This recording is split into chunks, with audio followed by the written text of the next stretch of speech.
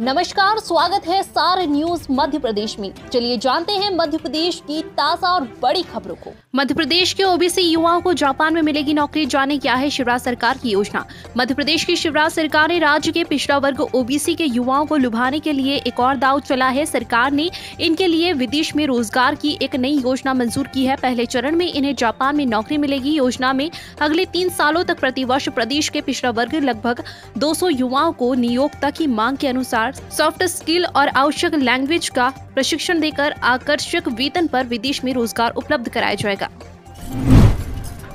पुराने मकान मालिक जरूर जाने, मध्य प्रदेश आवास पुनर्निवास नीति 2022 कैबिनेट में मंजूर। मध्य प्रदेश आवास पुनर्विकास नीति 2022 में हितग्राहियों के लिए बिना किसी शुल्क के जीर्ण शीर्ण भवनों का नवनिर्माण प्रस्तावित है। राज्य के सभी शहर इसमें शामिल होंगे। नीति में 30 वर्ष पुरानी सार्वजनिक तथा निजी आवासीय योजनाएं अथवा जिन आवासीय योजनाओं को जीर्ण शीर्ण घोषित किया जा चुका हो उनका नवनिर्माण किया जा सकेगा। अब जर्जर आवासों के स्थान पर नए और बेहतर आवास बनाए जा सकेंगे।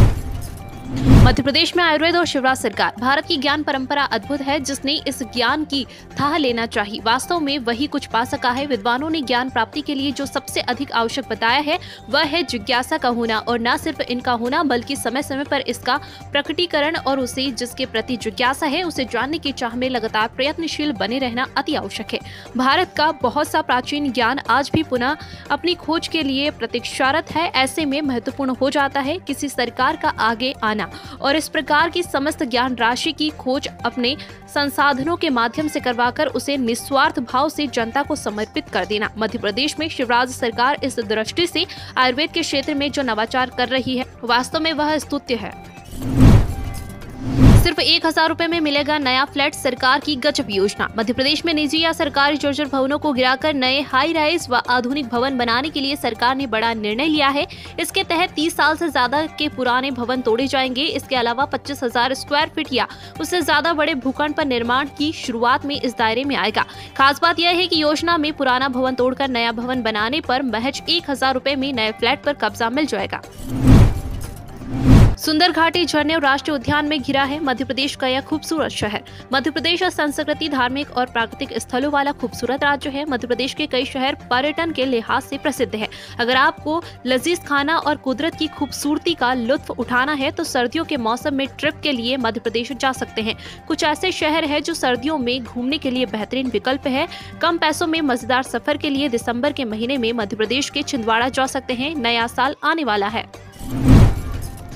उज्जैनी नगरी के लोगों को सरकार ने दी बड़ी सौगात। 598 करोड़ की कान्हा नदी डायवर्सन परियोजना को मिली कैबिनेट मंजूरी।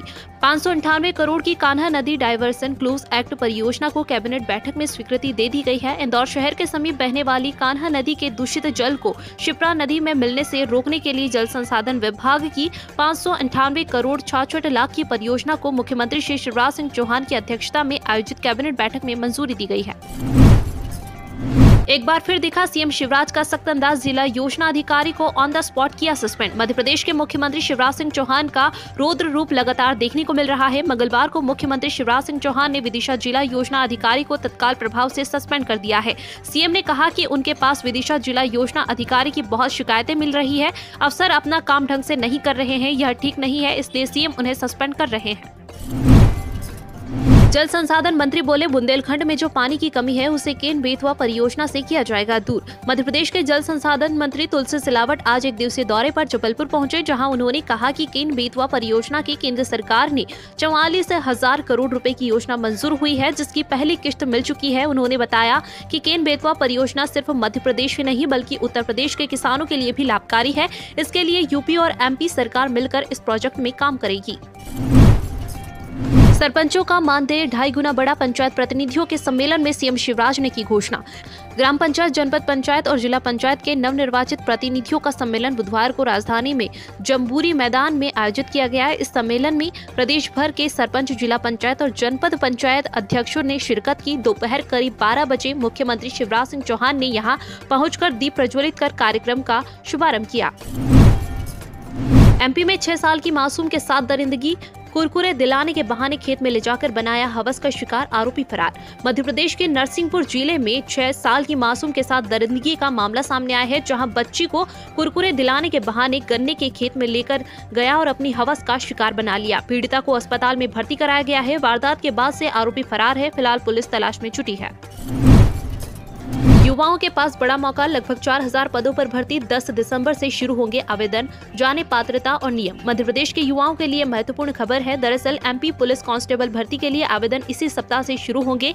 इसके अलावा 7500 कांस्टेबल पदों पर भर्ती के लिए नोटिफिकेशन जल्द ही जारी किया जाएगा। इससे पहले पटवारी के 2000 से अधिक पदों पर भर्ती के लिए नोटिफिकेशन जारी कर दिया गया है।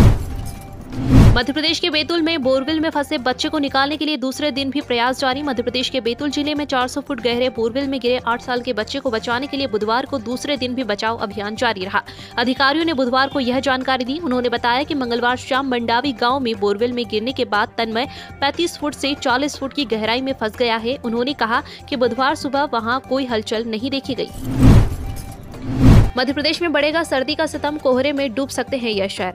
मध्य प्रदेश में ठंड बढ़ने लगी है। सुबह से लेकर शाम तक शहर कोहरे में डूब रहे हैं। दिन के तापमान में करीब 3 डिग्री की गिरावट हुई है। वहीं वातावरण में नमी बढ़ने के कारण दिन भर बादल छाए रहे।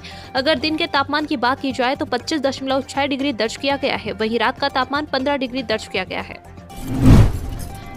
मोनाको दुनिया के सबसे छोटे और धनी देशों में से एक, 10 में से 7 लोग करोड़पति। अंग्रेजी उपन्यासकार डब्ल्यू समरसेट मोघव द्वारा छायादार लोगों के लिए धूप वाली जगह के रूप में वर्णित मोनाको दुनिया के सबसे छोटे और धनी देशों में से एक है। संपत्ति सलाहकार नाइट फ्रैंक की एक रिपोर्ट के अनुसार नाइस फ्रांस के करीब और इतालवी सीमा से कुछ मील की दूरी पर स्थित रियासत की आबादी लगभग 38,000 है और इसमें से 10 में से 7 लोग करोड़पति है। $30 मिलियन की संपत्ति रखते हैं। रोहित की 51 रन की पारी नहीं आई काम, रोमांचक मुकाबले में हारी टीम इंडिया। भारत और बांग्लादेश के बीच खेले गए दूसरे वनडे में मेजबान टीम ने 5 रन से जीत हासिल कर ली है। मीरपुर के शेरे बांग्ला स्टेडियम में खेले गए रोमांचक मुकाबले में बांग्लादेश की टीम 271 रन के स्कोर का बचाव करने में सफल रही और आखिरी गेंद पर बाजी अपने नाम करने में सफल रही। इस जीत के साथ ही बांग्लादेश की टीम ने 3 मैचों की वनडे सीरीज में 2-0 की अजय बढ़त कर ली है। भारतीय टीम की यह बांग्लादेश में दूसरी सीरीज हार है। टीम इंडिया को 7 साल पहले अपने आखिरी दौर पर भी बांग्लादेश के हाथों सीरीज गंवानी पड़ी थी।